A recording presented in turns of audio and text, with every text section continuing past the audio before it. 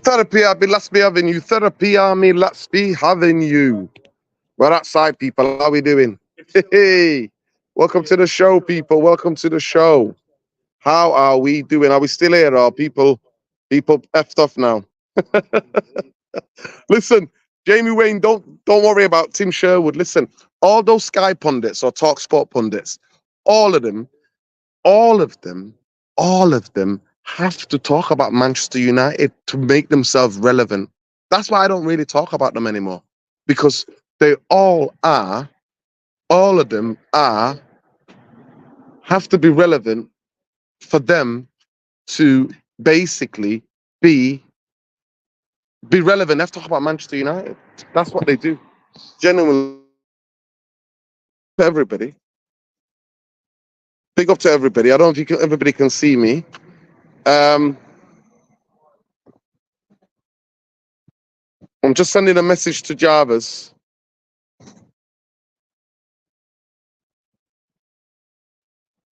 I'm sending a message to Jarvis just to see if he's there. Can people see me still? Can people hear me?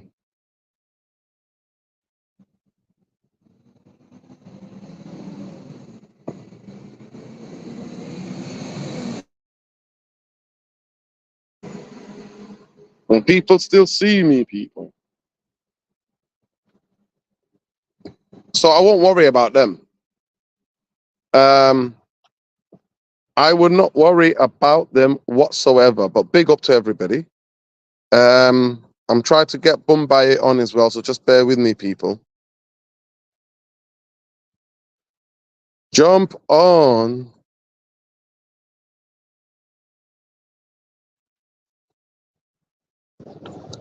Yeah, I will never worry about what anybody says. I do think I'm going to explain why I think Masraoui and Dele are a risk, but I'll break it down.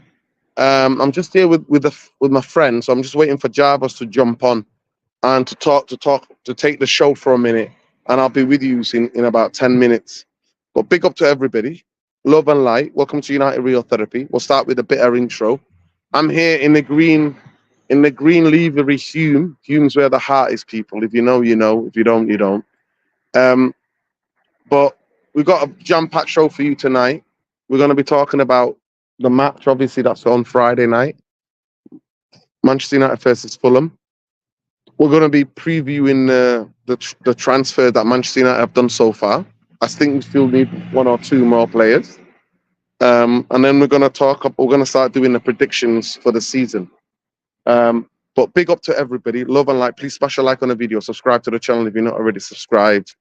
Nuruddin, did you go live with his phone? Yeah, I did. Yeah. You can see. Yeah.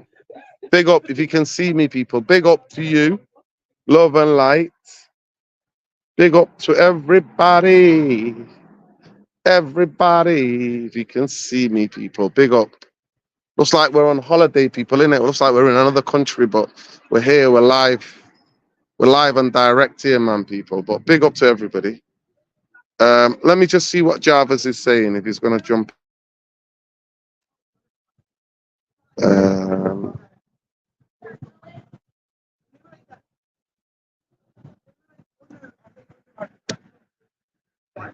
Okay, big up. Let's see Jarvis jumped on. Waiting for Jarvis to jump on.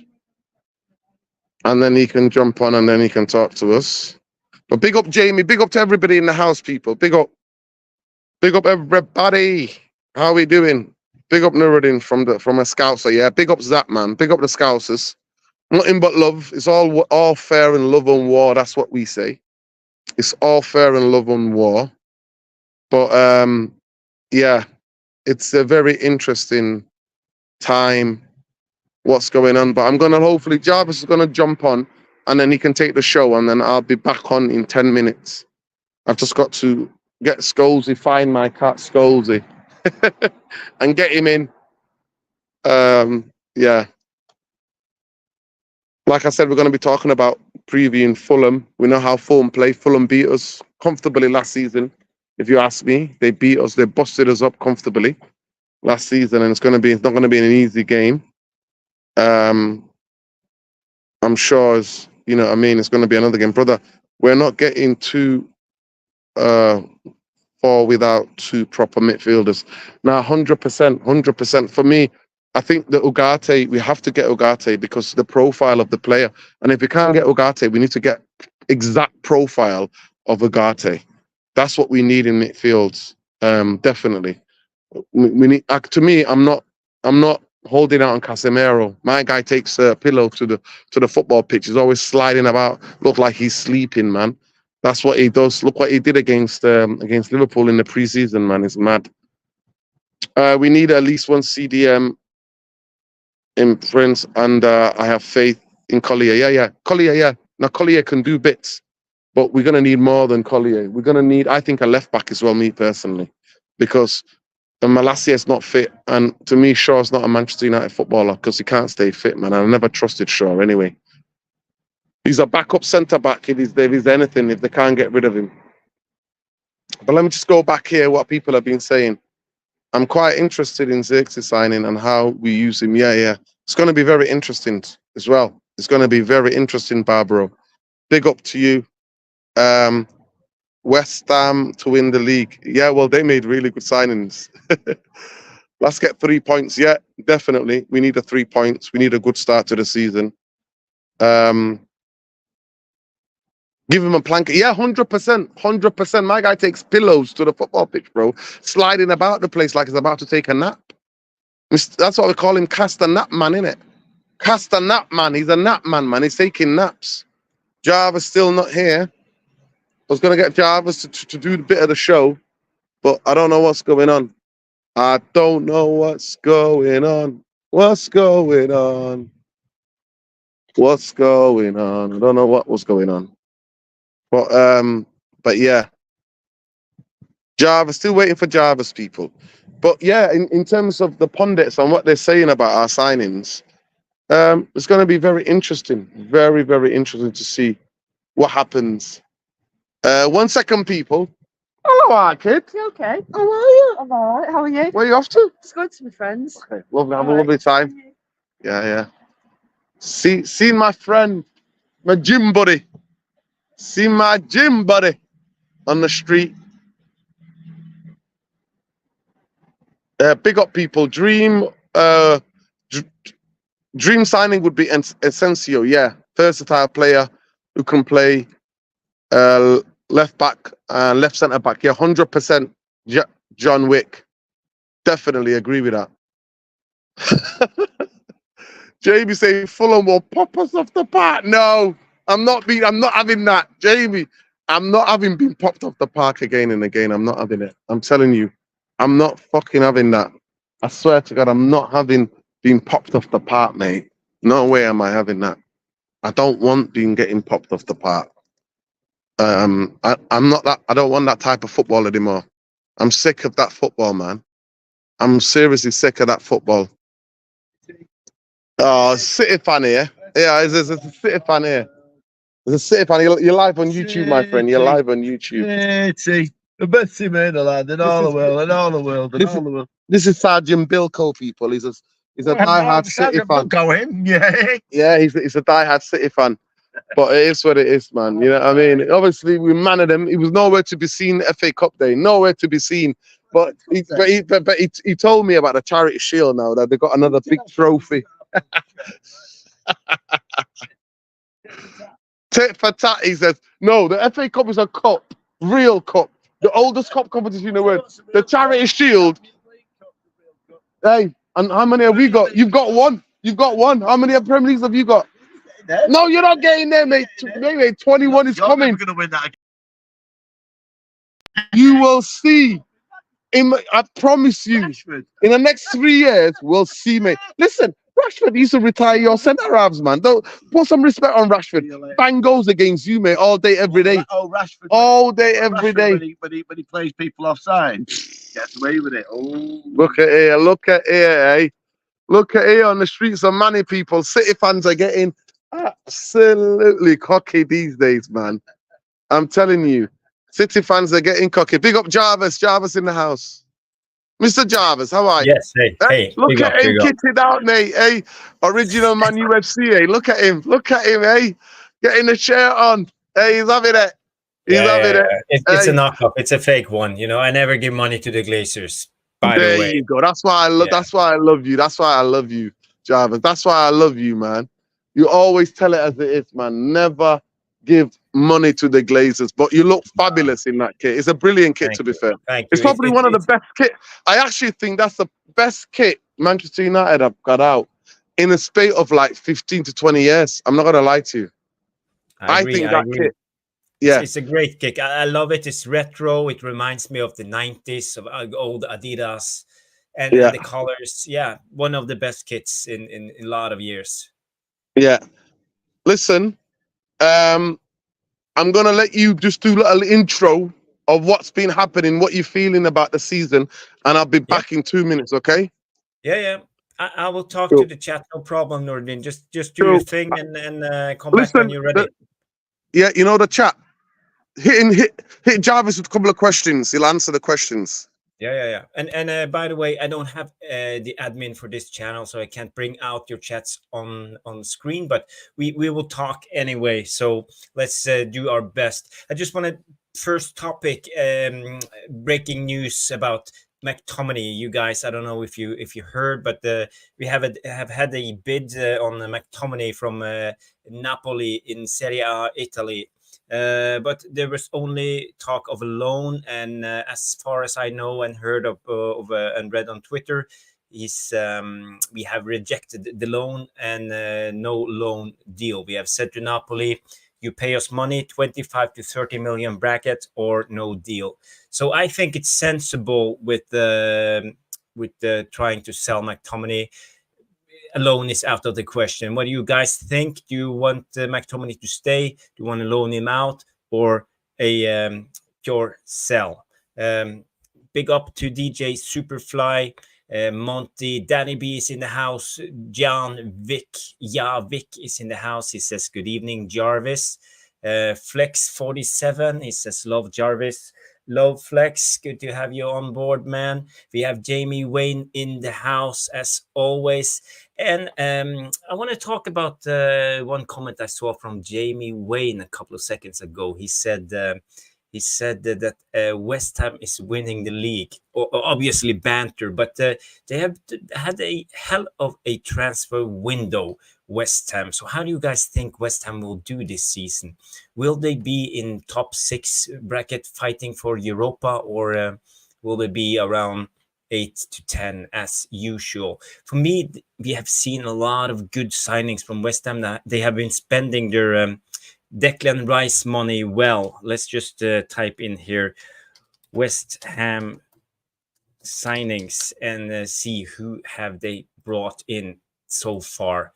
I haven't heard anyone talk about West Ham, but it intrigues me. They have brought in the centre back Max Kilman from Wolves, Somerville, the left winger from Leeds, good player, I rate him. The centre forward Niklas Füllkrug from Borussia Dortmund. They have brought in Luis Guilherme, right winger Palmeiras, Brazilian guy, and of course our own Aaron Wan-Bissaka in right back. Also Guido Rodriguez, West Fodringham, and Sean Cleo Todibo. So there's a lot of good players in this West Ham team. So guys, where do you see West Ham this season? Will they be in the top 6, maybe top 4, or are we talking about top 10?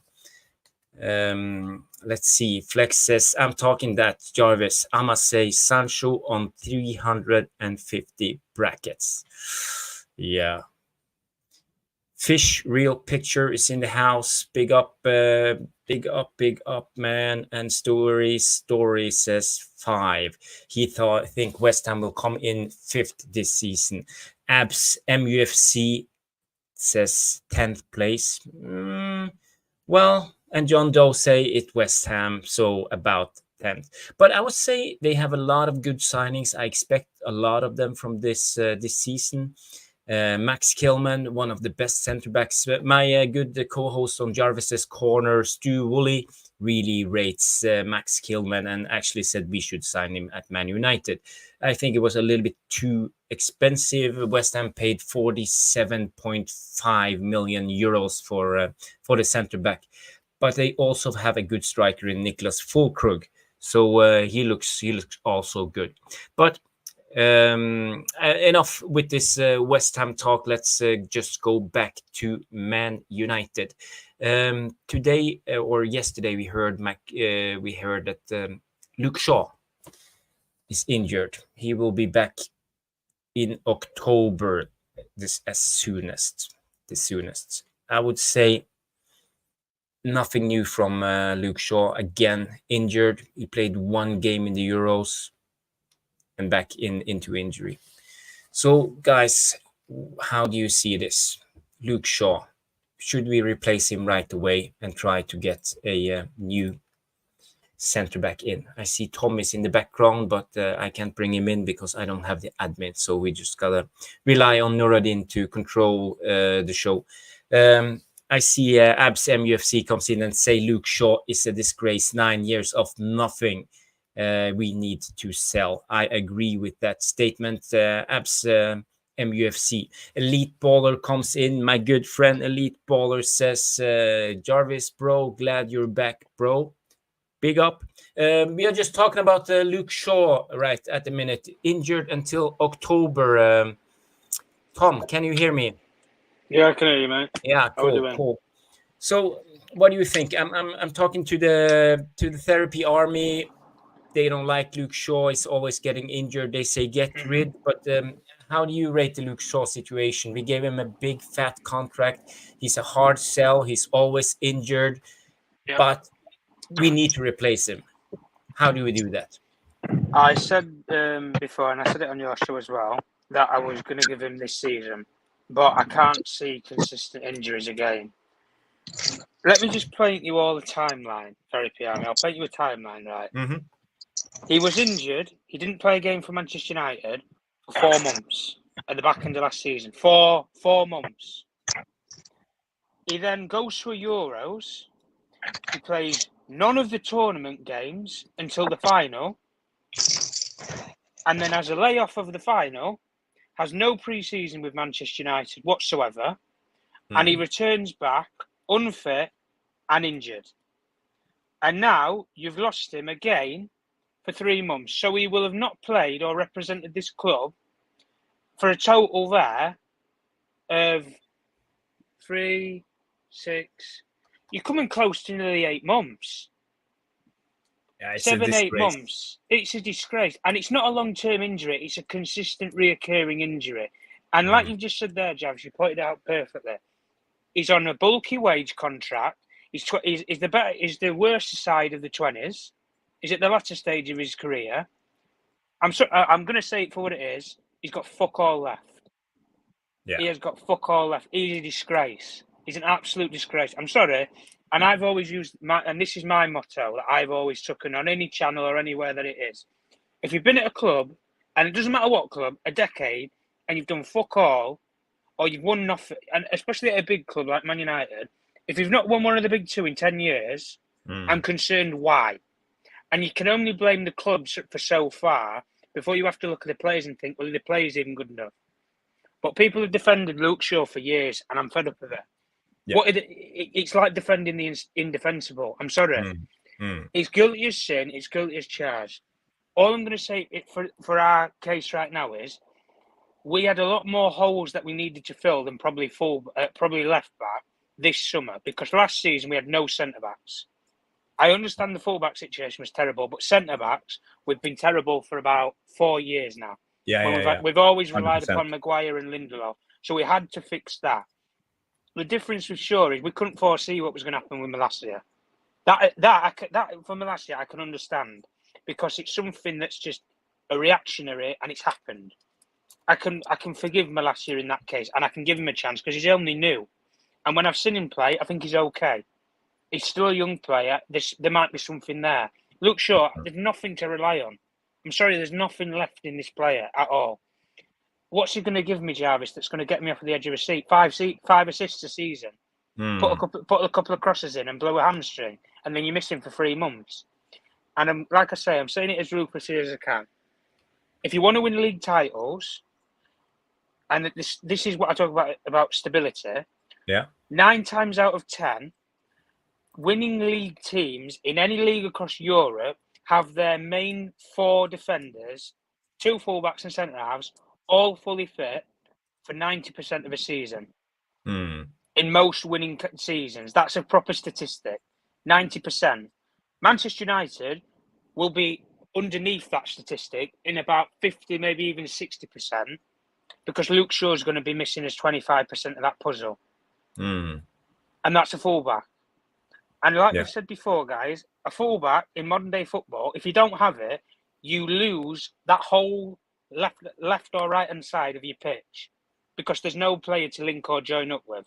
100%. And I'm sorry, we can't do this anymore. I'm not here to keep players on and basically just stick them up and give them away. I get what you're saying, Tom, but can I interrupt you for 1 second and ask you a question? Because are we at the stage now with Luke Shaw that we're better off releasing him off the contract, try to negotiate a deal and get him out in a way?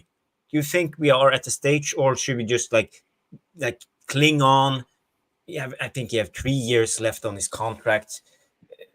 What we cling? I'm sorry. I think he's on 190,000 K a week.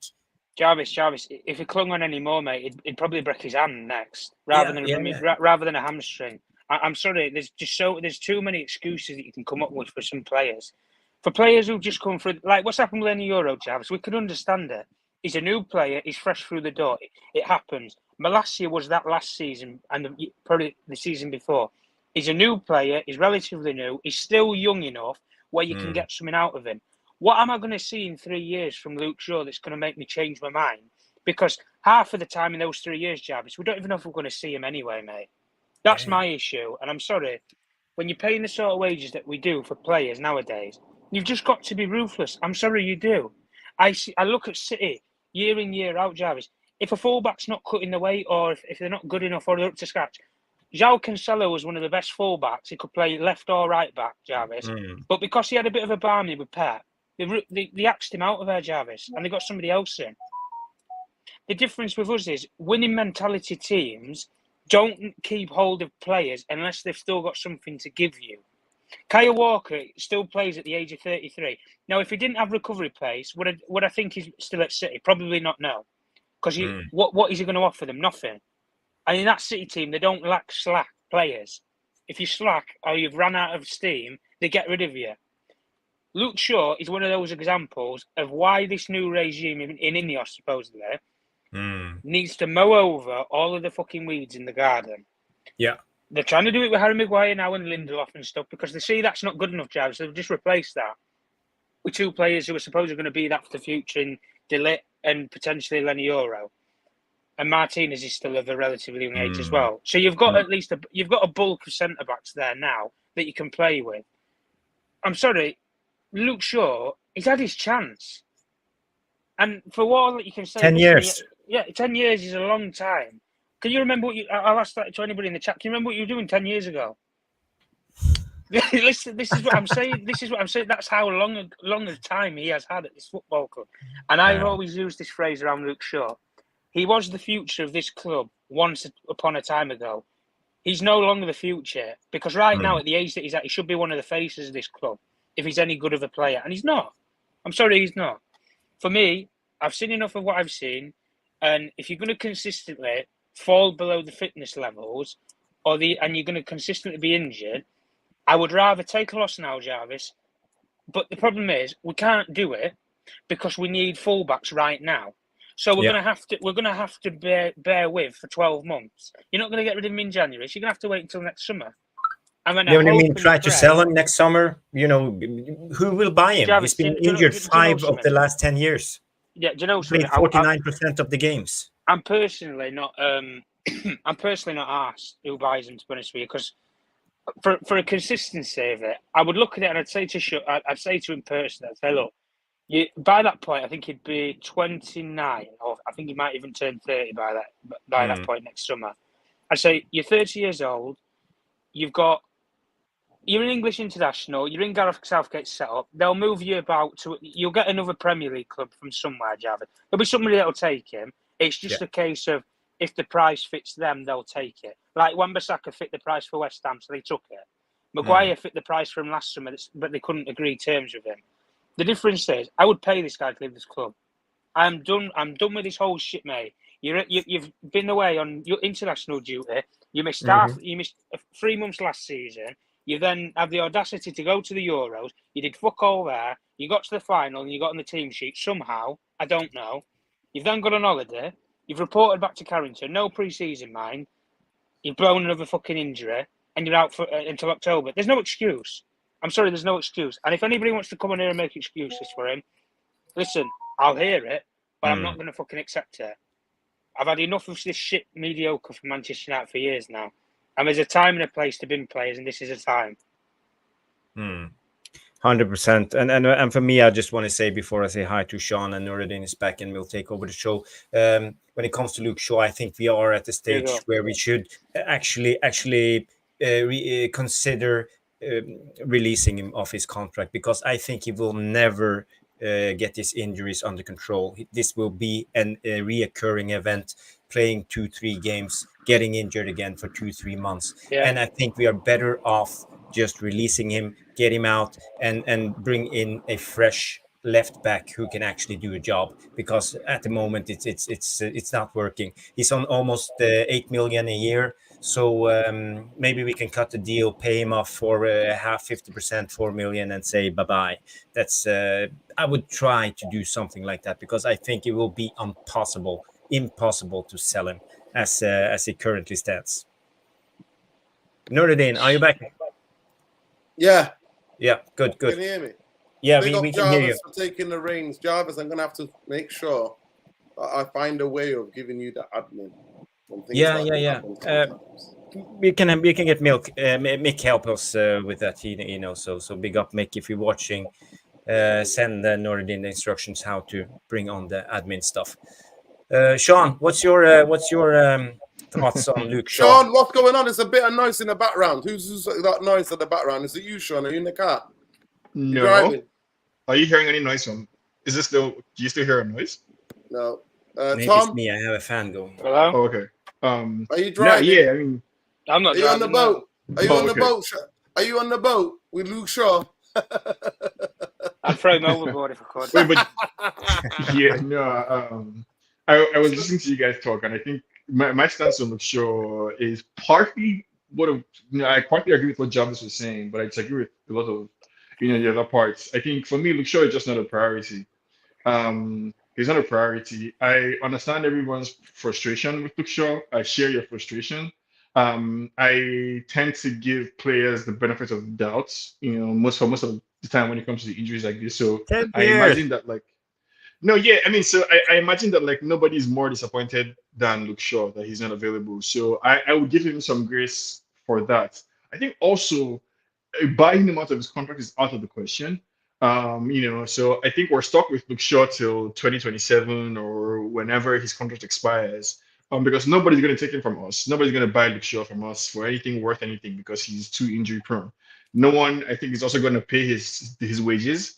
So this is one of the Glazers, Glazonomics bag of shit that Ineos will just have to eat for the next few years till 2027, and you can actually offload Luke Shaw. So he's not just a priority for me. I think United should focus on signing another left back. So we do have to sign somebody because we cannot rely on Luke Shaw. So you have to sign somebody else. I don't think Harry Amas is ready, so we should be looking to loan him out, this season. But right now, I wouldn't really bother waste energy or emotions on Luke Shaw. It is what it is. I personally like Luke Shaw. I think if Luke Shaw is fit, he walks into the team. I just would sign somebody else so we don't have to rely on him. And I don't think Luke Shaw, as long as he's not a nuisance in the dressing room, so as long as he's not a problem to have around the squad, I don't mind having him there. Just sign somebody else that can play the left back position, which it seems like by signing Mazura, we've given ourselves a lot more comfort and options. So sign somebody else, maybe the Kadioglu guy. Sign somebody else that can play left back.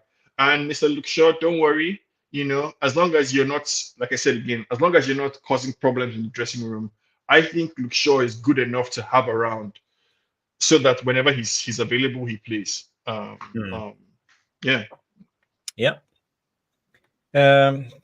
But he won't be available. That's the biggest problem. No, yeah. So like that's the thing. So we shouldn't be relying on Luke Shaw. So I'm with you guys up until that point. I'm Yeah. sorry, Sean. I'm sorry. Okay. I'm really sorry. I've let you speak. I've listened carefully. I didn't interrupt you. So you need to do me the same courtesy and just mute, because I'm gonna lose my head. Okay. Before you go off, let me just preemptively rebut. Let me just preemptively rebut what you're going to say. And just to clarify that, I don't think it's possible or even responsible to pay Luke Shaw out of his contract. Then you can go. Not right now. I'd say if we have to make do for 12 No, months. I wasn't going to say that. I'm just saying that you should freeze him out like we did with Jones, because Jones was taking the piss. Luke Shaw's taking the piss. Luke Shaw happened to be fit. He went to the Euro. Instead of properly recuperating, knew he was injured for Manchester United. England do not fucking pay his wages. Manchester United fans do.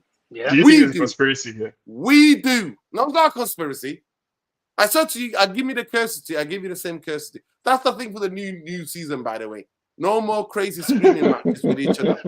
We let each other finish. From your lips to God's ears, Nuruddin. Yeah, we let each other finish. Then we rebuttal. That's it. So there we go. So for me, this Luke Shaw, for me, I just don't rely on him. I have zero reliability on him. So he might still be around. Like, remember, Phil Jones was, but Phil Jones, I knew, Phil Jones was never making a matchday squad. So for me, I'm not saying to get rid of him. He's already been given a contract. He see out his contract, and then he will piss off and go where he needs to go. So for me, just treat him like he treated like Phil Jones, because there's no reliability of ever been getting fit. And for me, what he did for England was a disgraceful. Other than being that 4 months out, 4 or 5 months out, would have took off properly. Go and recuperate properly. Come back fit, ready to fight. And listen, it's not like he hasn't got the money, and he can't go. You know, this is a different mentality. I don't want to interrupt, but can I ask a question? Can I ask you a question? No. Listen, let me just get this. Write your question down, and you can come back at it. If I'm a professional footballer, Jarvis, and I'm having those type of injuries, and I have the whole summer off, so remember, right? Majority of them went to join after the season ended. You have all that time.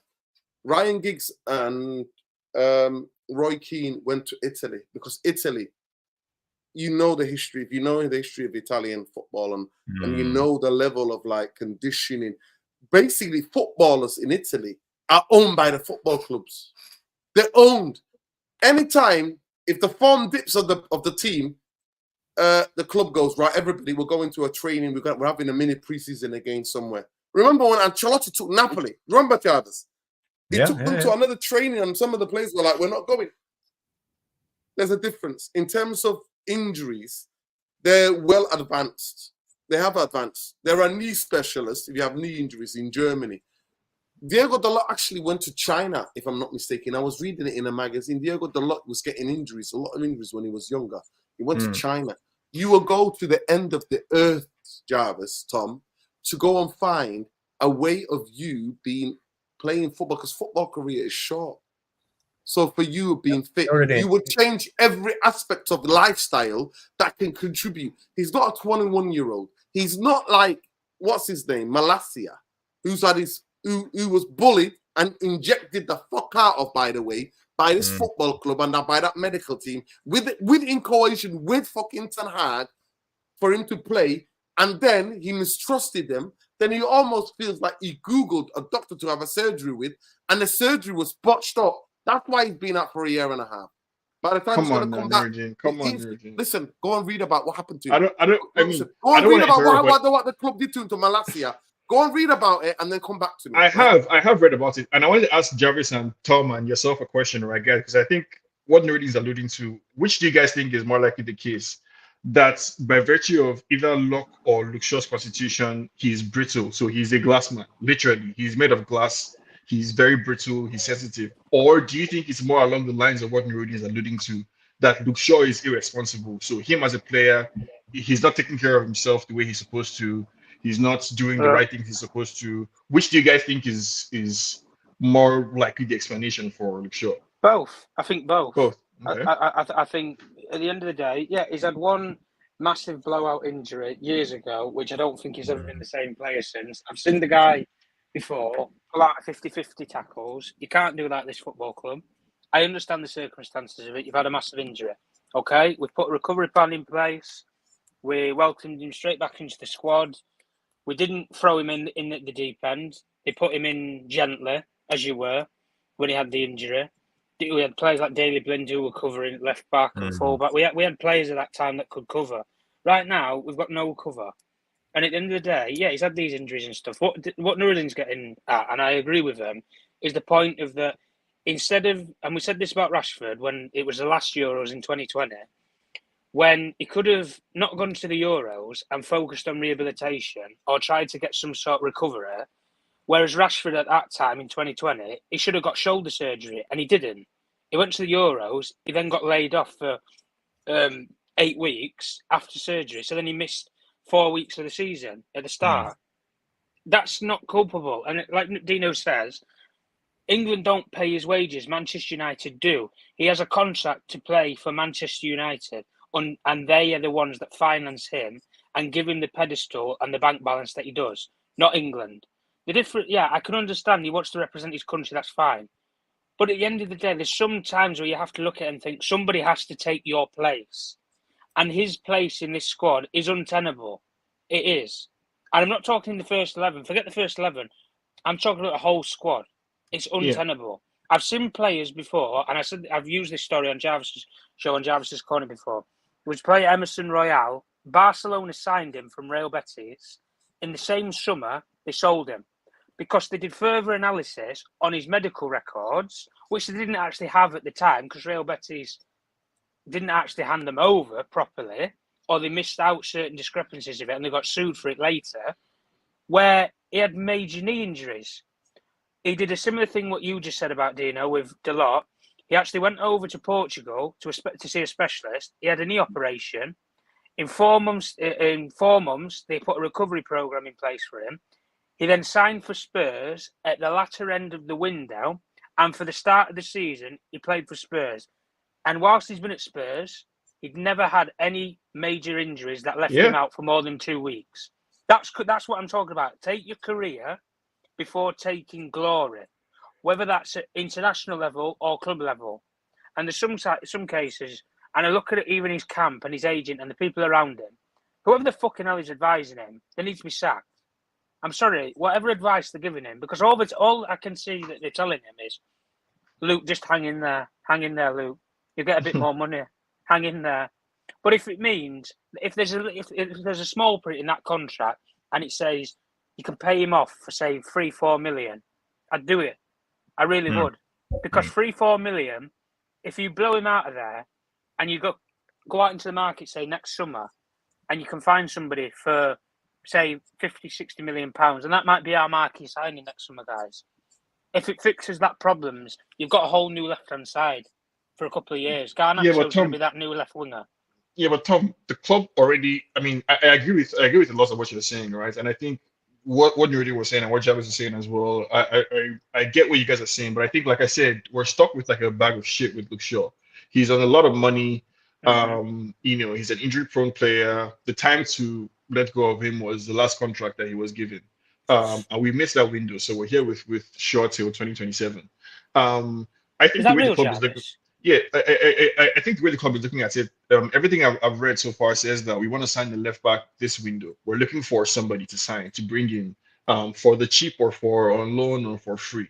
But we're looking for somebody to bring in a left back this window. We are looking at Marcos Alonso at the moment. He's very hot. Wait, Alonso as in Chelsea's Alonso? Yeah, that guy. Ex Barcelona or Chelsea. But the way we are doing it is because we want to leave the pathway open for a Harry Amas to come in as left back. So we want to bring in an older, cheaper, more experienced left back who will fill in as a mentor for our up and coming left back. That's Amas, the thinking of Ineos at the moment. So I'm not 100% against bringing in a player like Marcos Alonso. I think he could do well, but at the moment, I don't know. But maybe not just Alonso himself specifically. But if we can get him in on cheap wages, short, maybe maximum 3 years contract, I think that will suit us well for the future because we got to think at the present and the No, future. you're making a lot of sense, Jarvis, because on the books right now we have Malasia already, somebody we just signed for decent amount of money, not too much, but we just signed a young left back also. He's injured. We have him on the books. We have our old man Luke Shaw that is there collecting wages. We have our youngster Harry Amas. We have one right back with Dalot and a versatile, Mazraoui that can play both wings, depending on what we're looking for. So I think the club is definitely looking for a left back, probably along the lines of what Jarvis was saying, but it's not the priority. The priority has to be midfield. We have to bring in that has to be like the focus essentially of the entire department, the entire team. I'm telling you guys, I've been so hyped as a United fan this past few weeks. Like I've never been so hyped to look at training pictures. Like everything of the elite, I'm consuming the media. What's the words you call them, positive sexuals or what? I'm one of them right now. I'm completely like I'm completely in. I'm taken up by the hype, by the propaganda or the PR or whatever. So you're basically the chairman, the new chairman and president of Giddy FC, yeah? Giddy FC, exactly. Yeah. Yes. I'm on the board of Giddy FC. There are a couple of us, but I'm there. I'm Okay. all in. Essentially. Well, by the way, the Jarvis got that kit on, it looks like he's become a member of Giddy FC as well. But, get on board. Get on board. Get on board. Get on board. I'm definitely I just want to remind you guys, you see, this is a China knockout. Where is the Adidas? It's nothing. It's nothing. China knockout. Jarvis, I need to get one of them, actually. I need to get one of them. Yeah, still no, right? I mean, we're in the situation. You send me the link where you got that one from, Jarvis. I'll get the I will. It costs right me, now we're £7 from China. We're in a position where Maguire is our fourth choice centre back. I mean, that's the position we've always wanted to be in, right? As fans, Maguire has been demoted all the way to number 4. We have an ownership structure that looks like they know what they're doing and are moving well in the market. We just signed 2 core players for less than 60 million euros. I mean, get on board the Giddy train, man. No. Listen, Mazraoui is a bench player. At times, the Lit was benched, and I've got the article to prove it and the quotes to prove it. What Tuchel said about him, that he needed to prove himself, and that before he become a first teamer, he did play a lot more than Mazraoui. Which Tuchel? Tuchel that was sacked from Bayern. That Tuchel. Listen, by the end of the day, it's a fact that he picked Dyer over him. Dino. No, that's a myth. But listen. Let's Dyer and Delete played all the time. Listen to it. Mazraoui is, if you go look into his injury record, you find the similarities with Luke Shaw, my friend. Muscular injuries every season he gets injured. So I don't think it's as bad. I think Luke Shaw is uniquely bad for now, 70 days. Sometimes he's out for 50 days. 100. Honestly, it's incredible. But for me, they're both at a risk because they both never played in the Premier League. And so is every player you sign. No. Certain players to me, Euro is the player that I'm never worried about. I worry about the Lit and I worry about Mazraoui because they've never dealt with medical departments like we have. Wait, but Euro is injured now. Sean, let me finish. And they have never played in the Premier, the most physical, demanding league in world football. I'm sorry, Germany is nowhere near the French. The closest league to the Premier League is the French league. But anyway, we've spoken about Shaw, and we've spoken about Shaw for about 47 minutes. So we're going to actually save our season predictions for another show. Now we're going to do the Fulham preview. So let's get into it, people. Fulham, Friday night, Manchester United, curtain raiser of the Premier League 2024/25 season. Manchester United are kicking it off. Last season, how did Fulham play? Fulham, actually, their system was like 4-3-3.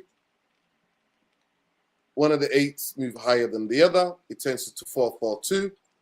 And then when that ball compact is 4-4-2. And then they press with a 4-4-2 formation, force you to one side, and then shuffle across and to lock you in and win the ball back. So they actually play similar tactics to what Manchester United are playing. But they're actually better than Manchester United last season in carrying out those tactics. We played similar like that in the preseason. I don't know that's how we're going to play, but I saw a bit of that, the way we press, the way we are in with the ball and without the ball. But people, how many people have liked the video? Please smash the likes. Let's go. The more people like the video, the more people see the content. It's only right. So in terms of Fulham, Marco Silva, very tactical, very interesting. In the last couple of games, the FA Cup game, we robbed them. The other game, they beat us, or we beat them in the league that time. And then they beat us last season, comfortably, I personally believe. They beat us, they got the winner in the last minute. But they were very comfortable. We were just passing the ball for passing sake. Maguire, remember, went forward. We got one or two passes. Boom. Open spaces. Bang. They took us. So unless we change, Manchester United play more compact and play more as a team, then similar things will happen because they have a distinct way of playing and they're not going to change for anybody.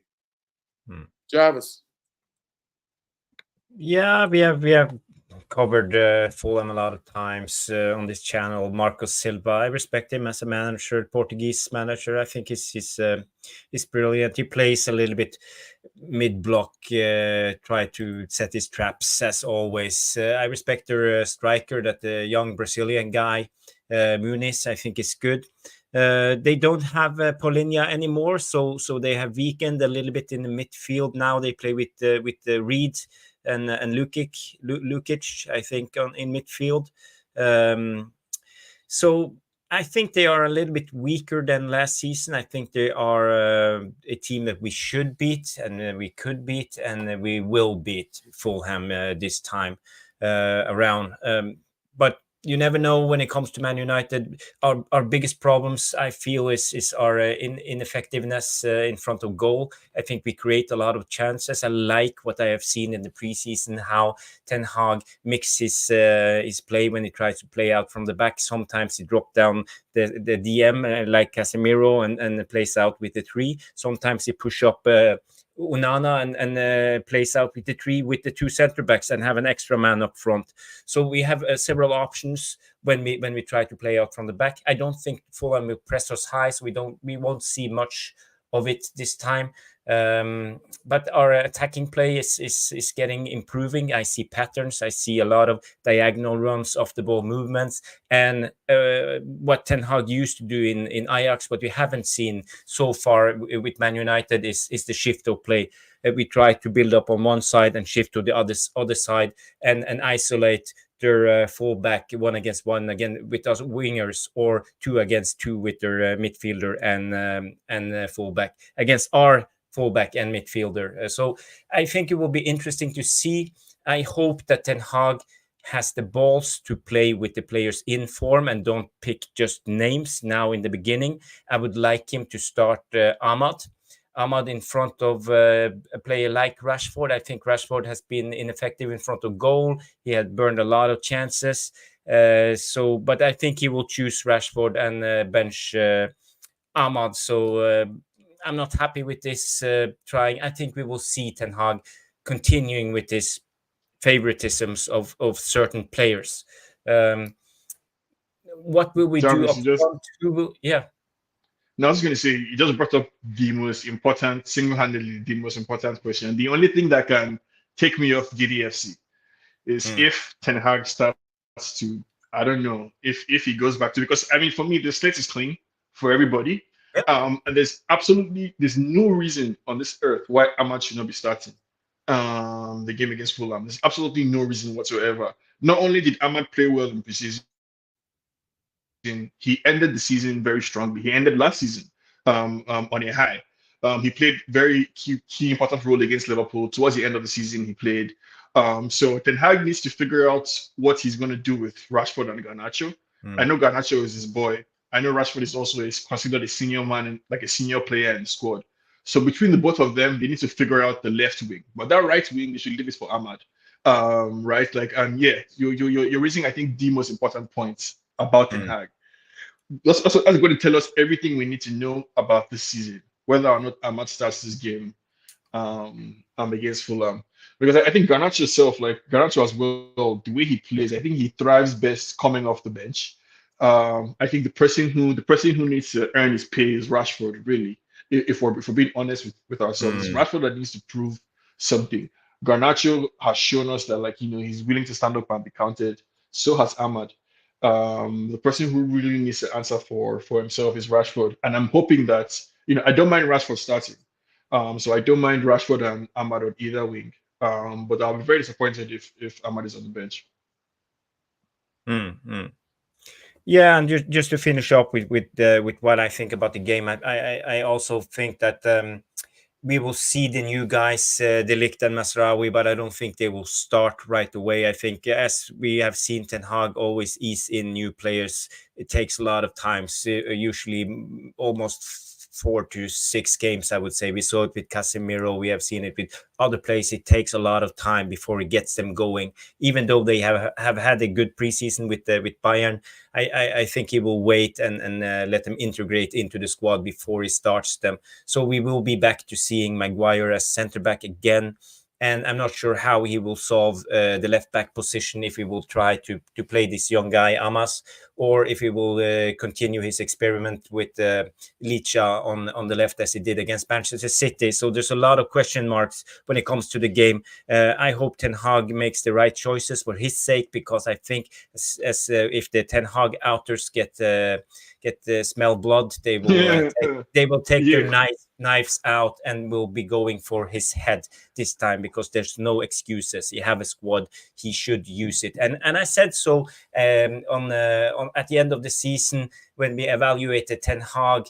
We mentioned a couple of things, and it was rotation, play with the best players in form, and not choose his favorites, be more brave in a way in this team selection, and now it's the exam of Ten Hag. Will he pass or will he fail? Time will show. I mean, I think Mazraoui and De Ligt are good starts. Because I think we've seen Ten Hag, he's not afraid to throw somebody in. So Anthony, I believe, started immediately. Like, I think he arrived from the plane that morning, and I was playing against Arsenal later that day. So I think it depends on the player, and the position. I think we're going to see De Ligt and Martinez straight away in defense. I think the question is left back. So either we'll see Dalot there or Mazraoui. But I wouldn't be surprised if one of them or both of them starts. Let's go, Sean. Actually, let's go. I'll go before I go to. Who would you like to see? Tell me your 11 quickly. My 11 that you like to see. Yeah, straight off. Mazraoui, Dalot, Mazraoui, De Ligt, Martinez, Dalot, Onana. I would play Casemiro, Kobe Mainoo, Bruno, Ahmad, Joshua Zirkzee, and Rashford on the left. Jarvis? Yeah, I have already prepared my team for what I think Ten Hag will start with. No. Forget what. Forget. We're not gonna guess what tonight. What did you like to see? You. Yeah, personally, I would like to throw in the new guys right away. I don't want to see Maguire play for Man United ever again. I think he's not good enough. Same with Lindelof. So we are desperate for a ball-playing centre-back who's actually good, who can defend and can move the ball forward in a secure way. So for me, yeah, the two new guys from the beginning. If you bring out here's what I think, and Kobe Mainoo and Casemiro in the midfield, Mason Mount and Bruno Fernandes will start on top because the lack of playing time for Joshua Zirkzee, I'm not sure what's wrong with him, but I think he will continue and he will come on for 15 minutes. Rashford will 100% start on the left because he's one of Ten Hag's favorites and he's a senior player, high wage profile, local academy player, all of that. And I hope and think Diallo will start on the right. So this is my team. Yeah, So I don't mind this at all. No, Xerxes not starting, and you could play him with a false nine, Mason Mount and Bruno up front. Yeah. Yeah. I think Ten Hag will do this. I think it will brings us more balance, and this is what we have done in the preseason. So I'm pretty sure this is what Ten Hag will do. Okay, there you go. Yeah. Go Jarvis, ahead, Tom. I like this formation. Just talk real quick. I like this formation, and I think this part of kind of addresses what the problem was with last season. So I can't remember who was saying it, but it seems like Ten Hag is trying to work on some hybrid 4-2-2, system essentially to close the gaps in midfield that everybody was complaining about last season. So if you have Kobe Mainoo and Casemiro, and then Bruno and Mason Mount in front of them, and Ahmad and Rashford, further up, or vice versa. It closes up the spaces that we were complaining about last year. Yeah, but I've been wrong so many times when it comes to my predictions. So who knows what Ten Hag will pick? What's your team? This is what you would like to see. This is the team that you would like to see, yeah? Well, I would actually, if it was up to me, I would change Rashford for Garnacho, and I would change Mason Mount for Joshua Zirkzee. Well, there you put them in then. Finish it. No, this is just a picture of my team. I don't have the app up, so yeah. No worries. So Zirkzee instead of Mount, Garnacho instead of Rashford, yeah? Yeah, okay. That will be my 10 out of 10. Tom, out of this team, who are you keeping? What are you doing? Go ahead. I'd probably keep the latter 7 players. The front line, I'd change a little bit. I personally would have gone 4-3-3. And I think probably we'll adapt to that. But then when we actually start in an attacking shape, so to speak, he probably will end up playing more players. The difference with playing Fulham tomorrow, I could understand if he plays with 4 natural midfielders rather than playing maybe with a false 9 in what, say, you would get with a Zirkzee or what Fernandes gave us in the last couple of games that we'd seen United play proper games, like the FA Cup final, just to overload them in the midfield, and you want to have a bit more control. But the only thing that I'm going to probably argue is I like the whole team structure that we've got, particularly at the back. I think it's quite balanced. Mazraoui, I agree with that. I'd rather see him play at left back and see what he's got. Maybe he might be able to see something blossom a little bit with Rashford. But again, like I said, we haven't got any options. So what are we supposed to do, guys? There isn't we don't have an option to say, do you want to play with Dillet or Mazraoui, really? Because I know what I'm going to get with Maguire next to Martinez. I've seen this story before. I know what we're going to see if we probably play one of the kids at left back. They're just going to target him on that side and put him under pressure.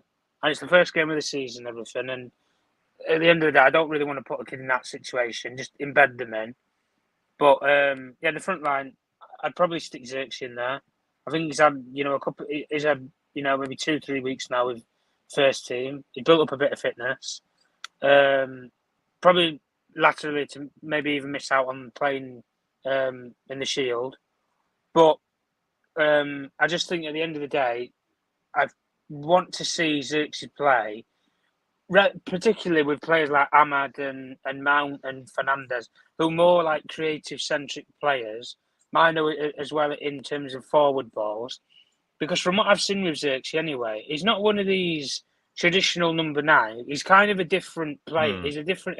He's an all-round attacker, as I call him. He's not a false 9. He's not a number 9, but he's an all-round attacker. You call himself a 9.5. Well, there you go. I mean, if you stick him on the wing, I don't think he's going to look that much out of place. Same where if you stick him in number 9 or a number 10 role. I just think he's a versatile forward who can just play anywhere across an attacking line. And the reason why I say that is because his movement is of a wide player, but the actual acceleration is of a number 9. And the way that I'm trying to sort of logistic is, when you have players like Fernandes who know where to play the ball in behind, Xerxes is not a bad option to use, even if you play him off the bench, say, in the Fulham game, because the spaces will be there later on in the game. Because Fulham, if they're not ahead in the game, they're going to go for the game. That's the difference. Fulham are a team that if they can get a win, they're not just going to sit out for a draw. Marco Silva's teams, they don't do that. They'll go and try and get a win if there's an opportunity to get one. But this team in particular, I wouldn't be against it. But the only difference that I would probably make is I'd put Xerxes in there instead of maybe Mount. But the one thing that I'm going to make a personal pledge for anyway, if Amad Diallo does not start, given what he showed for the back end of last season, the pre-season I think he's been quite brilliant, to be honest with you, in a lot of the games that he's played. The Rangers game, on tour as well, Arsenal game, I saw him ripping it up on the right wing. I've seen the guy play proper football now. And he was very unlucky not to probably make it inroads last season because of that injury. But if he does not start in the same way that he did that final against City, I think it's a fucking disgrace, to be honest with you. Because what more do you have to make movements for to say that you should start ahead of players like Anthony?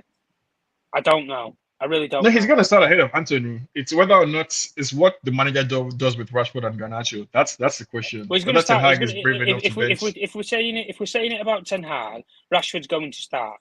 There's no doubt about that. And the one thing I always saw anyway with Garnacho, I don't think he's not a terrible player to start from the off. But coming off the bench, we saw in that breakout season for him, he was very good. A lot better. Very good in that last. When defenders are tired. This is what I'm saying, Dino. This is exactly what I'm saying. And that's why I said with the Xerxes thing, when they've not been used to having like a lateral attacker or a number 9, so to speak, when he's making these drifting runs, which are almost like a wide player, but he's doing it from actually in the middle of the park, centre-backs don't like that. They either there's 2 traditional ways of a number 9. You either play into them and they back into you, or the ball comes into them and they turn on you. Xerxes is kind of the difference between the two, of where he doesn't wait to get backed into. He also doesn't wait for the ball to come to him and turn. He'll either run with the ball at his feet and he'll run at you because he's got the acceleration speed, or he'll just make a little run a couple of seconds beforehand to get away from a defender, create the space for him, and he's gone. There have been strikers like that in the past now, right? I think Henry at Arsenal was that kind of striker. I would say David Villa as well. Fernando Torres. These players come out once in a while, though, is what I'm saying. Yeah. They don't show. It's not a rare talent that you see these players have. And those players that you just mentioned there, Sean, when they actually started showing those high levels of quality, they were at the back end of their 20s. So they were near their prime years when they started showing that quality. The difference is he's showing similar traits, but of a young age. The only thing I'm going to say with Xerxes' case is, if it doesn't work out for him playing as a number 9, he still has his uses across the front line. Because the acceleration speed that he has when he gets away from players is very much useful as a wide player. Because you need to have acceleration speed. Everything you described is why we spent the money that we spent on him. And Jarvis, if you don't mind putting back that team on the screen, but that team that we have there is part of why I'm on Giddy FC, because that's what a squad looks like. So that team doesn't include Xerxes, it doesn't include Højlund, it doesn't include Leniero, it doesn't include Luke Shaw or Malaysia, it doesn't include the potential midfielder that we might sign, it doesn't include Anthony, it doesn't include Garnacho, it doesn't include Sancho. Right, it doesn't include Maguire. So this I'm happy with where the squad is moving toward in terms of quality. Right, I mean, I didn't even mention McTominay. We intend to move McTominay on somewhere else. So I'm encouraged by it. This starting 11. I think is a good baseline. Obviously, shift around the one midfielder for a striker here. Replace Masraoui with the proper left back, and you have a good base to build on or to create a squad. So if Casemiro sits on the bench for another player, that's a good squad. If Delete is injured and Euro comes in, that's a good squad. If Dalot is out and Mazraoui plays there and Luke Shaw and Malacia plays, that's still a good, strong team. Dare I say, even if Maguire finds his way into the defense, if the whole team is playing well and the levels are up, Harry. Maguire's failings will not be so evident.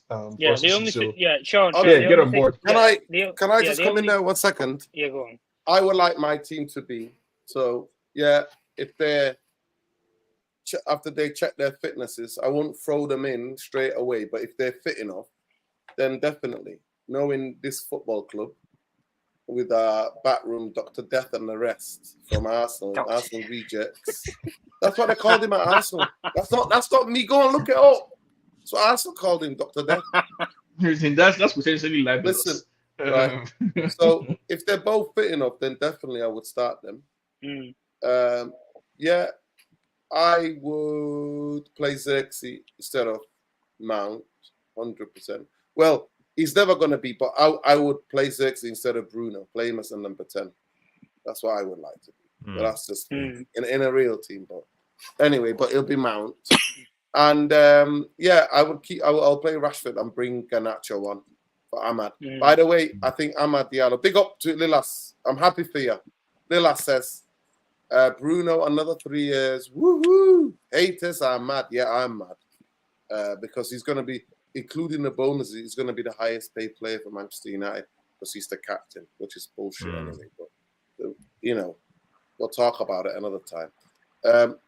I understand why you need to get more money. Mount, who did fuck all, earning more. Rashford, who did hardly anything last season, is earning more. So I understand why you have to give him the money. But yeah, in midfield, Manchester United, for me, I call this guy now Casnap. That's his new name now. It's not Casemiro anymore. It's Casnap. The way he slides through, he likes to bring a fucking pillow on the football pitch, take a nap. It's like a pensioner, really old simmer frame player who now and again during the game wants to lie down and take a little nap because that's how he plays. Manchester United needs to get Ugarte ASAP. Manchester United must sign Ugarte. And if they don't sign Ugarte, they must sign, Casnap. That's his name. You heard it here first. Casnap. Mr. Pillow. That's what it is. He takes naps on the football pitch.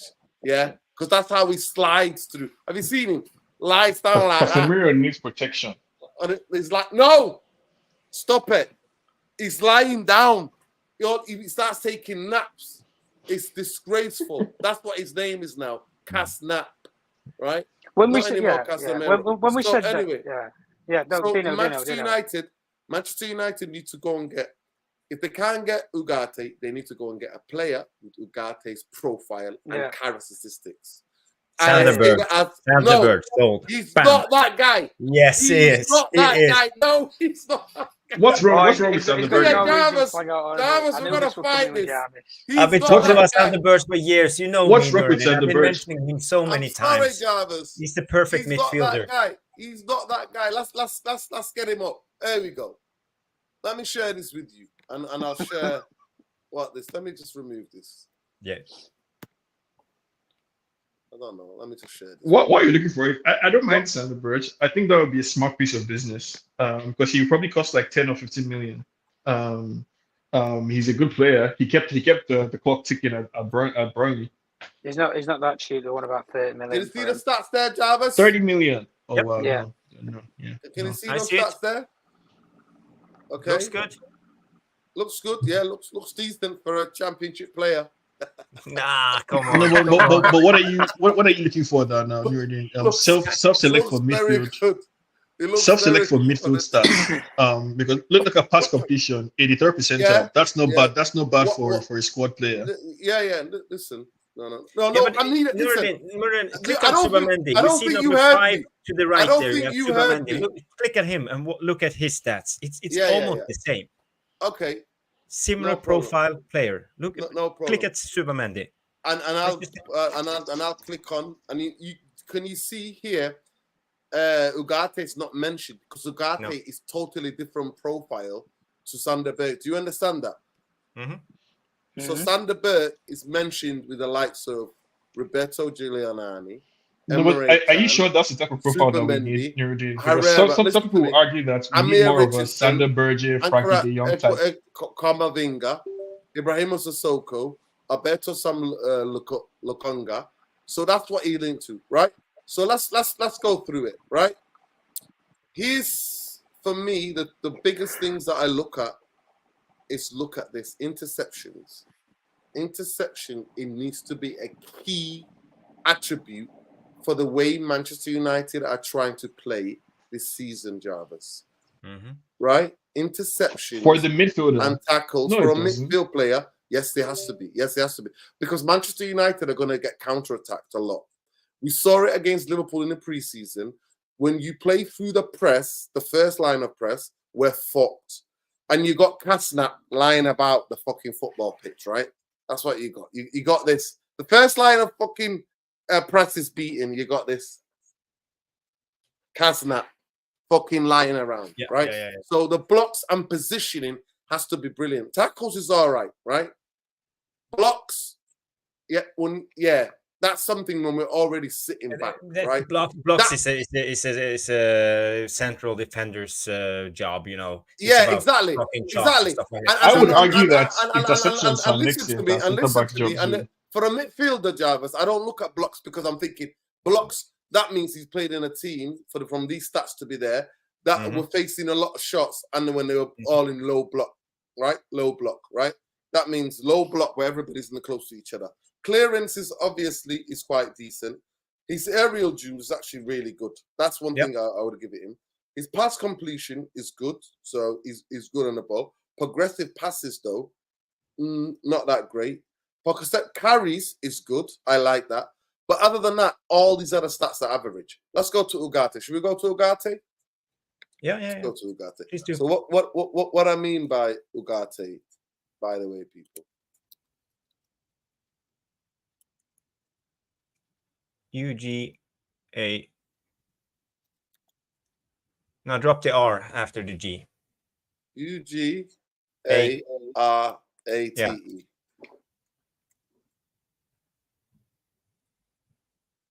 How am I misspelling this? Manuel. Actually, maybe I've already got him. 1 second. I think I've already got him. There he is. Yeah, there he is. Right, let's have a look at this. Look, tackles and interceptions. Do you see, people? Look at that. Tackles, incredible. Interceptions, because the way Manchester United are going to play this season, we're still playing with 4 or 5 up the pitch. And when you beat our line of defense, and one of the best things about this player, Jarvis, positionally, he is incredible. The positions he takes up, the reading of the game is incredible. That's what I've been watching. I've been studying him, reading. You know how many articles I've read about this guy?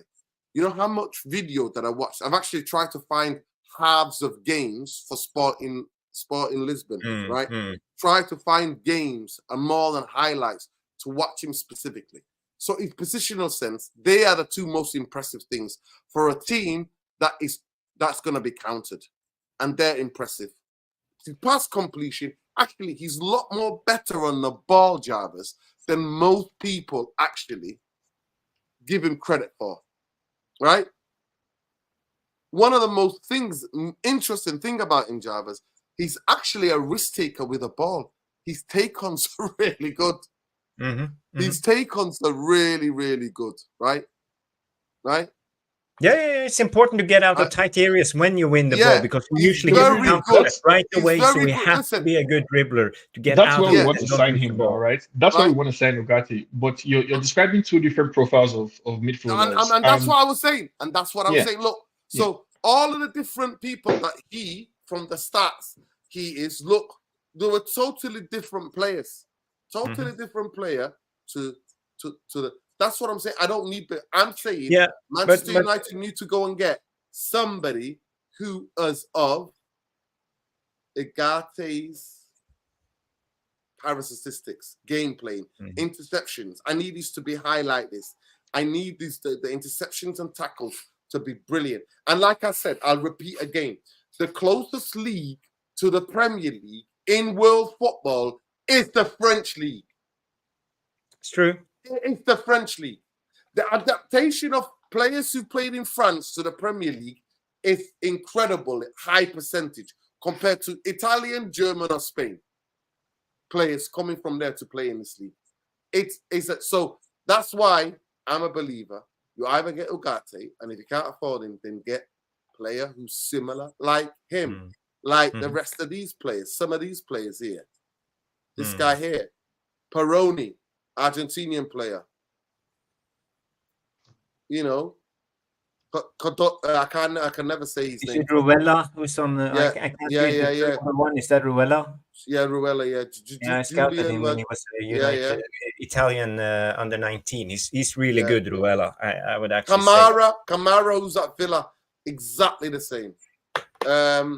Merton, De Roon, Atlanta. You know. These are the players that. But Noradin, I just want to say, when it comes to this debate about Ugarte or Sander Berge, or Berge, as we call him in Norwegian, Berge, Sander Berge. For me, is that his real name, Berge? Yeah, Berge, Sander Berge. You have an e at the end. It's Berge e. Berge. But the way with Sander Berge, I will call him Berge for you guys to understand what I'm talking about. We call him Berge. Berge, Sander Berge. For me, he's a ball-playing, deep-lying playmaker. And the way the people are addressing this, they look at his stats playing for Sheffield United and Burnley in the Premier League. I've been following this guy since he was 17. He came to the Norwegian Premiership at 16. He was incredible, talented. He played for all the under 14, 15, 16, the Norwegian national team. When he came to the Norwegian Premier League, his coach, his manager was a guy who's called Kjetil Rekdal. He played for Hertha Berlin and in Bundesliga, and he was the best DM Norway's ever had. He really knew how to play the number 6. He played for one of the best national teams in the 90s. Norway was ranked second highest in the 90s, unbeaten for 5 years or something like that. They were almost unstoppable. And he was the DM in that team. And he was Sander Berge's mentor in a way, and learned him the trades of the game. When Sander Berge was, I think it was 18, he left. He moved to Belgium to play for RCG Ghent. And Ghent won the league when Sander Berge was 19 years old. And he was almost the best player in the Belgium league at 19 as a number 6. And Ghent played a really progressive, high pressing style, the same as Ten Hag is trying to do now. And he was perfect. And the way they got to utilize Sander Berge's strengths, because people now, I see people say that they doubt his pace, for example, because he's big. They think he moves slow. That's not true. When he's rated, he's clocked in as the second fastest player in the Norwegian national team, only beaten by Holland, who's faster than him. When he played at Ghent at 19, he was. Can I ask a question? Yeah. Can I ask a question just to that point? You can continue with the stats. Obviously, you know more about this player than any of us, and any of the pundits, any journalists in the UK will ever know. I don't know that, but I know a lot about it. No, it's the truth, because you followed his career. You broke it down from when he was 16, 17 years old. When people tell me somebody's fast, you mean football fast or fast in terms of there's two when you rank them, you clock them in on 40-meter sprint and 15-meter sprint. In Belgium that year, Sander Berge was ranked the fastest player in the Belgium league when he was 19, in both 40 meters and 15 meters. It tells you a lot, because he's a big guy. He knows how to move his legs, and he's explosive. But you don't get to see it because he plays more controlled when he play at Burnley they play a possession-based style, and when he played at Sheffield United, he never get to play in the 6. He always played at the number 8. So we didn't get to use his strengths. And he's really calm on the ball. And the way I like him, you talk about interceptions, but he's fast and he reads the game really well. So he presses up into the man and make them lose the ball. He doesn't win the ball per se by himself, but he presses them to make a mistake, and he always stops the attacks because they have to play it backwards when they move the ball, because Sander Berge is so quick into pressing. So for me, and another underrated thing about Sander Berge is his long passes. So he's ranked second in the Premier League in long passes. Only He's a hoofball specialist, but we already got Bruno Jarvis. Well, he's very precise, you know. He's very tidy on the ball, and that's joking. I know. But he's good at the Diags. He's good at the Diags. Yeah. He's very so for me, I'm really positive with Sander Berge. That's his best quality, that he can switch the play. He's good at spotting the play and that. I think that's his best quality, genuinely. Yeah. But for me, Ugarte, the level of aggression and intensity, what you need, and I think somebody just said it here. Big up Sonny. Sonny says Ugarte will get overrun in this league. I've just said to you, the closest league to the Premier League is the French league. Nah, those Ugarte stats are wild, Eugene. I've just been on FBref. Sonny, Ugarte he's in like 99th percentile for tackling, ball recoveries. It's crazy. Listen, the biggest thing I'll say to you, I have never in my life seen a Uruguayan player that's passive and that gets overrun. One thing about the Uruguayans, they never get overrun. Sonny, I never see passive Uruguayan players, especially midfield players. One thing you can never accuse the Uruguayan, and Jarvis will tell you, if you know the history of football. I studied football. The history of football, Uruguay, small little country in Latin America, 2 fucking World Cups. First World Cup, maybe the second World Cup. I think they won the first ever World Cup. Second World Cup, they beat Brazil in the Maracanã in Brazil. And when I went to Brazil, they told me it's the darkest day. We don't talk about that day. So Uruguayan midfielders being passive or getting overrun. Nah, you're talking about the wrong nation. You're talking about the wrong nation. You're not talking about him. So he is, in terms of aggression and intensity, that's the big difference between Sander Berge and Ugarte. I think they're different kind of role. One of them is more of a ball player. The other one is more of an incredible in terms of the interceptions and tackles. He is the reading of the game, and he's dribbling to get away from people. His speed is fantastic. Actually, that might be some of the riskiest stuff about him, because the Premier League teams, if you dribble with the ball, you people set traps for you. Ugarte shit baller. He cannot play. Man United do not need that. Wow. Emmanuel, who the hell are you listening to or watching? Ugarte reminds me, and everything that I've read out and watched about him, plays like Xavi Alonso. Just that aggressive. Not Xavi, so Xavi Mascherano, but more aggressive. I was scared for a second there. Yeah. More aggressive Mascherano. Mascherano, remember, he was a midfield player to start with. Then he later on for Barcelona became a centre-half. Remember that? Remember that he became a central defender. But Ugarte is more aggressive, but he is very good on the ball. He is not somebody to be laughed at on the ball. He's not somebody you go, oh, this and that. He's not. It's just that what do you call it? Is it in Paris Saint-Germain Sporting? The manager was asking him just to give the ball to the more creative guys, the attacking midfielders, more forward players. Give the ball to him. But he can pass. He's really a good passer. So I don't worry about him. No. I'm not worried about him at all. Well, I think he will do well. His stats are really good. Yeah. I can share them again for you if you want. I mean, we just got distracted. So you pick your team, I pick my team. So I'll just say, I've said what I said. Let's talk about the game now, right? The game on Monday. What do you think the score's going to be? Please, people, get your score lines in the game. Let's go. The game against Fulham on Friday. At Old Trafford. I think we do it big. Banger to start the season. Giddy FC, let's go. 3-0 United. I don't know about that. But Jarvis, what do you think? Well, Fulham is always a difficult team. What I'm I'm fearing their left side with Robinson as left back and Iwobi, because those guys can run, they can cover a lot of ground, and they will be up against most likely Diallo and Dallo. So will Diallo track back and help out Diallo, or will there be an open space behind Diallo? So I think this is one of the things Ten Hag needs to consider when he thinks about Diallo or Garnacho playing, or even Anthony on our right wing. Will they do the defensive work? So I think Diallo. I think Diallo does the defensive work. Yeah, One he thing do. about Yeah. Diallo, Ahmed Diallo does the defensive work. He doesn't shirk.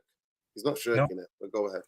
Yeah, and but I think we will win the game. But I said, we need to be clinical. We can't produce 15 chances and not score a goal. We need to score right away and control the game.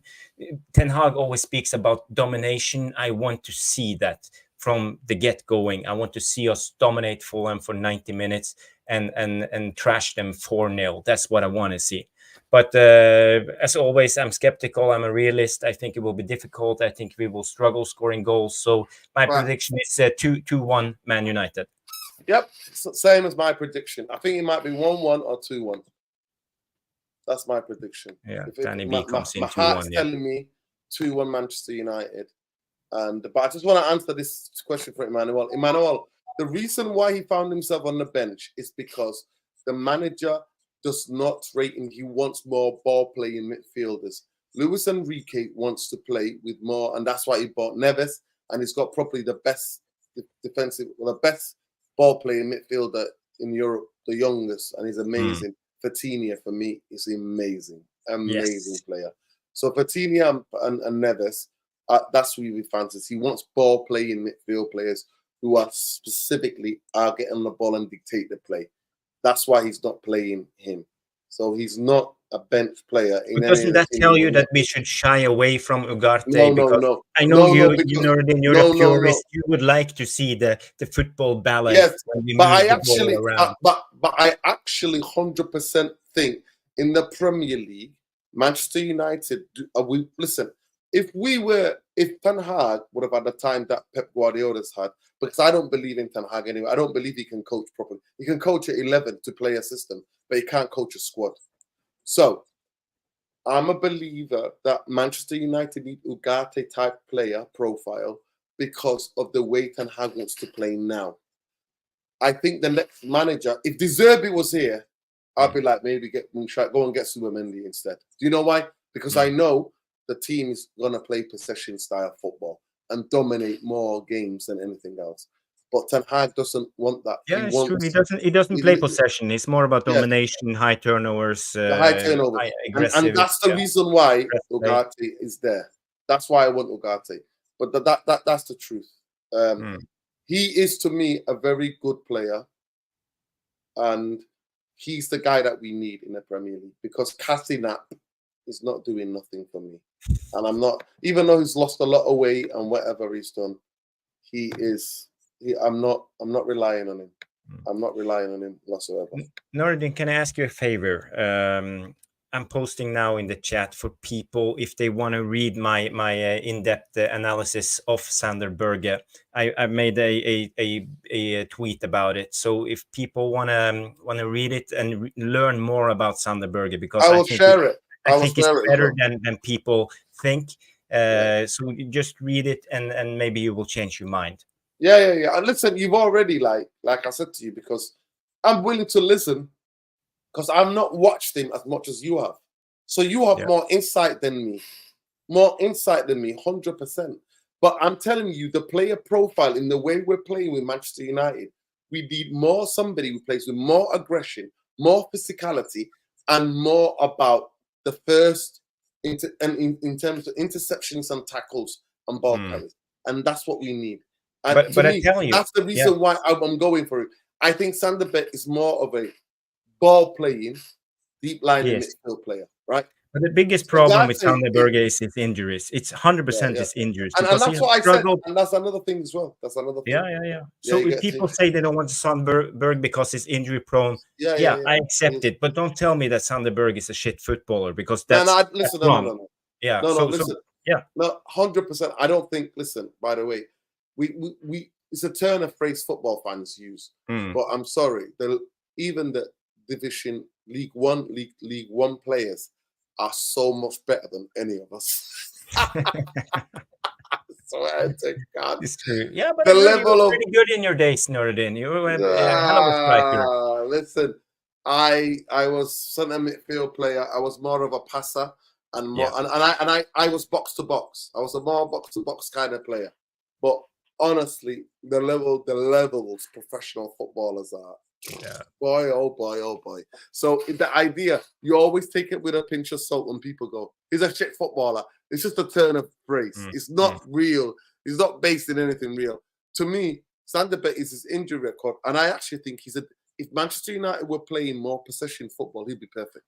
He'll be perfect. But we're not playing that football, Jarvis. We're not. We're playing high risk, high reward games still. We need to have That's the what we're option playing. though. Now, I know we're doing right. I think for me, I don't mind signing both of them. So I think Tom mentioned that Sander Berge might be for 30 million. That's too much. If we can get Berge for 10 million or 15 million, yeah, I'll take you. I think Ten Hag with the De Jong signing, I think Sander Berge is of the De Jong mode. He wants that option of having, and he tried to play Kobe Mino deeper in that position. He wants that option of being able to play either a Sander Berge type midfielder in the number 6 or a Casemiro or Ugarte type. I don't see any reason why we can't have both. I think apparently, Toby Collier is supposed to be highly rated, being monitored by the team. They want to develop him into hopefully the perfect number 6 that can give us both. Because I think we need the Ugarte type, but I don't think that's what Ten Hag is looking for necessarily. I think Ten Hag's ideal midfielder is De Jong. It's not a tackler. It's somebody who makes it such that. To be fair, Sander Berge is similar to De Jong. Yeah, they have similar attributes, but he's gone away from that now. Ten Hag, Sean. That's the problem. I'm trying to tell you. And by the way, Eric Ten Hag, elite baller, does not. You can still play a high line, and means that your team's more compact, but not necessarily because you got high line. You're going to play possession football. No, you're not. Just tell you that high line doesn't mean you're playing possession football. It means that you squeeze in the play and you try to win the ball up the pitch more. Klopp didn't play played high line majority of times at Liverpool, but it wasn't all possession football. It was very more direct. It was more of like transitional football. Sorry, so understand that. And Emmanuel, you have to do more research on Ugarte because you think he's some dead footballer. He's not. He's not a dead footballer. He's very technical. He is very technical. He's more technical than fucking Fred and McTominay would ever be in their lives. He's just that at Sporting, he was asked to do a job. At Paris, when he played games, he was asked to do a job. Give it to guys who are better. That's what he does. His job was to break the play up. But he's got more quality, and he's 23 years old. He's not even come anywhere near his peak yet or understanding of the game yet. So you need to just chill out. But the scoreline, Sean, what did you say? For 3-0 Manchester United, I said 2-1. Yeah, I mean, again, I told you guys I'm on Giddy FC. I strongly believe that, this is going to be a good season. I think my Giddy FC, however, is contingent. Yeah. If Ten Hag starts the game without Ahmad, I think we're in for heartbreak. And I think what Jarvis was alluding to, the fact that Ten Hag outers once they smell blood, I think we could have a very toxic season. Sean, where from the beginning of the season, it's all just noise, bad vibes, bad feelings. So I really hope we start well. Sean, the blame is with Ineos and Ten Hag. If the season goes failure, it's Ineos and Ten Hag. Both of them get the blame, by the way. What I'm saying here is that the environment, that all happened. That was what happened. The conversation. And now there's no excuses. No more excuses. Do not bring me any excuses. And by the way, big up Eski. Big up Eski in the chat. Eski, I'm not seeing Manchester United do any style in a competitive There's a game. change. There's a change. There is a change. Listen, there's pre-season. You will see the change on Friday. On Friday, we will see. We will see on Friday. You will see the change. But big up to Eski, though. Hopefully catch you at a match reaction on Friday night if you're about, bro. Big up to you. Ugarte isn't good on the ball. Oh my God, that's a disgrace. That honestly, Sonny, you've not watched him, bro. No, but he's not doing really. Casemiro is it has a particular set of skills. It doesn't always come off, but I don't think I've seen anybody hit a crossfield one-time pass like Casemiro. Oh my God. All those like his No. one-time change of plays, one time they give him the ball quickly, he releases it to somebody else. Casemiro, it gives the ball away. He's pretty good at that. He He had a gives good the game against ball away. City. Listen, he might have had a good game, but in terms of what we judged him from last season and season Yes, before, we don't want him to he's be our starting actually- number 6. I agree. he actually gives the ball away a lot and puts us in more danger. And he's a nap guy. But the Nordin, idea that Casemiro's better on the ball than Ugarte, I'm sorry, that Sonny, all it shows me you've not watched him. All due respect, we have to agree to disagree, bro. You've not watched him. You have not watched him. Casemiro's better on the ball. No chance. Do you remember when Casemiro came to the club in his first, I would say, 5-6 games, when he still had the Real Madrid vibe in his legs? He took the ball, played it off simple with one touch. He was really good on the ball in the beginning. But something happened during his time at Man United, and now he looks a little bit more hesitant when he's on the ball and is a little bit more sloppy in possession. So I don't know. I think Casemiro has it in his locker to be really good on the ball, but I think he's lost a lot of his good one-touch play as he had when he played at Real Madrid. Oh, you're on mute. Talk about Casinap. That's what it is now. It's Casinap. Casinap is terrible on the ball. Yes, he might have put in a couple of balls in the box when he's had time and room, but at times he gets caught out in defense, wasteful balls. He plays balls around the corner like he thinks he's playing with Modric and Cruz. No, he's not don't playing with mind anyone. Sonny Nuruddin. Don't let he's Sonny not- distract us. We're all on the Listen, same page that Casemiro needs to be dropped. He's not that guy. I'm sorry, he's not that guy. Yeah, we're on the Nuruddin, same page that Ugarte he cannot shouldn't be play. starting. Or pull stats, you will see Cass is better. No, I'm sorry. Casemiro is better than Ugarte on the ball than Nuruddin. I don't know why you're arguing this particular point. No, he's not. Um, No, he's not. No, he's not. He's not. Ugarte is not here to dictate play for us. He's not No, here to Ugarte, but to- Ugarte. But the thing about people what make mistakes about Ugarte is actually really good on the ball. Yeah, he's good. He's good on the ball, He's not very terrible good on the ball. He's just not as good Yeah. as Casemiro. He's So I very mean, good his on the degree, right? ball. Good, better, best. He's very good, but Casemiro is better.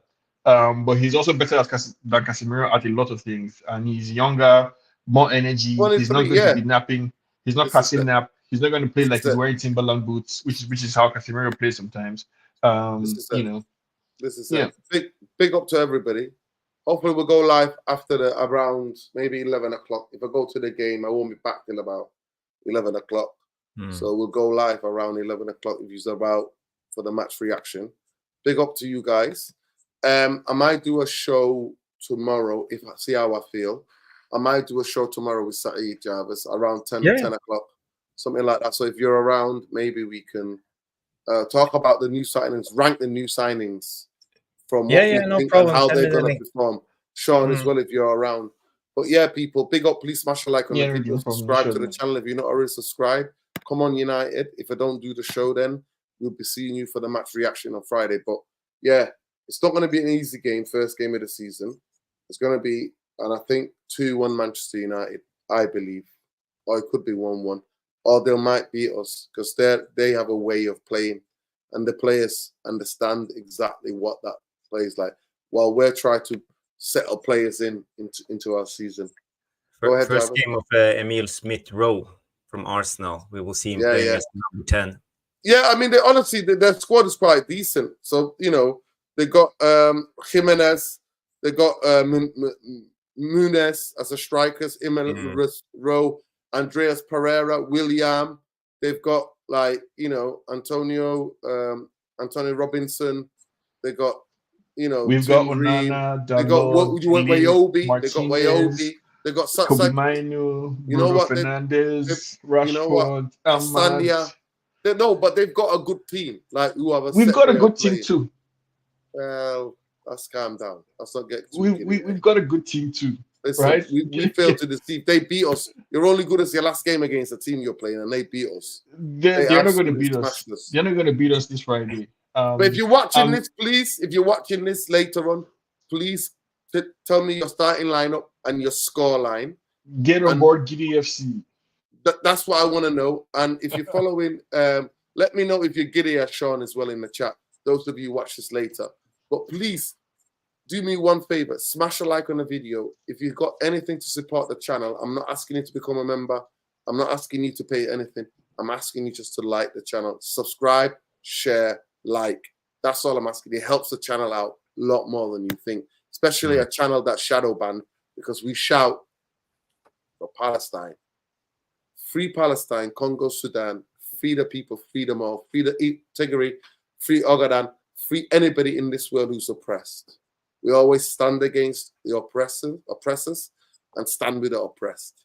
Solidarity and love to you all everywhere, especially those black and brown and Muslim people in the UK, especially after what's been happening the last week and a half. That's why I've not gone live, people. If you want the honest truth, I've not gone live because I've been... Yeah, that stuff was crazy, Nuruddin. I saw a video. Honestly, I've been going to anti-fascist meetings. I've been going to anti-fascist meetings and going protesting against fascists. That's what I've been doing. That's why we've not been live. So solidarity and love with everybody who is facing the heat right now. And fascism has always come from the top. Media, politicians, it comes down to the bottom. It's never the bottom up, it's the top down. That's how it works. So for all my white working class brothers in this country, remember, we have more in common. People like me have more in common with you than the people who are telling you to hate me, or people who look like me, or 100%. people of the same religion as me. Remember that. Don't fall for the divide and rule tactics. Do not fall for that. And do not, fascism is not the answer. Accountability of the political establishment and the elites in this country, that is a different answer. Holding them accountable for the cost of living crisis, for the falling in living standards. That is where we need to hit them. They're the ones who you got a problem with, not with people who look like me or people of my religion. That's a fact, and you can take it to the fucking bank with you. I'm not talking to the fascists, hardened fascists. I'm talking to the people who are being radicalized by the fascists. Do not allow yourself to be radicalized into fascism. Do not hate minorities, marginalized people like yourself because you've been told to. Look up who's funding the bastard fucking Tommy 10 names. Look up who's funding Farage. Look up who's funding the Tory party. Look up who's funding the Labour Party, who are also playing into this. Dog whistle. It's not a dog whistle anymore because people are trying to burn people in hotels. Do your own fucking research. But remember, people like me are not your enemy. The elites who have seen the wealth in disparity in this country and who have seen the extraction of wealth from working class to ordinary people to the elites in this country, they're the people you got a problem with, not with us. We're struggling in the same shit as you. We're in this shit together. Love and light, people. Peace. And that goes across all fucking Europe, everywhere. Fascism is not the answer. Solidarity and love is the fucking answer. Understanding is the answer. Not being conditioned by elites and their little fascist boys online. That's not the way. Solidarity to everybody who's oppressed. And to all the black and brown people in this country, we're going nowhere. We stand on the shoulders of fucking giants who took more abuse and more shit while they rebuilt this country after the Second World War. Remember the people that came before us and the shit they had to go through. We're not standing for it. We're not going to be coward. We're not victims. We'll be facing fascists down every fucking corner of this fucking and every street in this country if we have to. Love and light, people. Fuck the fucking Glazers while we're there. Up the Reds. Come on, United! Big up Giddy FC. Big up guys. Am I going to see Safe. the same shit as I saw last season?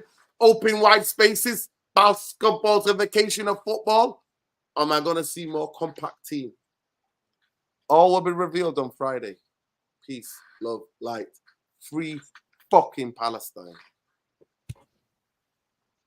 Jarvis, make sure you follow Jarvis. Make sure you check him out. At Bowley77. At Sean Thomas on Twitter. Bowley77 at Bowley7. BOLE77. Sean Thomas at Sean Thomas on Twitter. And the award-winning podcast is geopolitical podcast is called How Big up the We regime. See Things. How We See Things. Go and check it out. Love and light, people. Big up to everybody. There you go. Sure. Tim the Judas out as well if you don't get the fucking Glazers out. Peace, love, light. Take care, people. Look after Safe. yourselves. Bye, guys. Be careful. Good night. Oh, yeah. Jarvis Corner as well. Jarvis Corner. Monday nights, 9 o'clock with Stu. Peace. Peace. Is it Stu?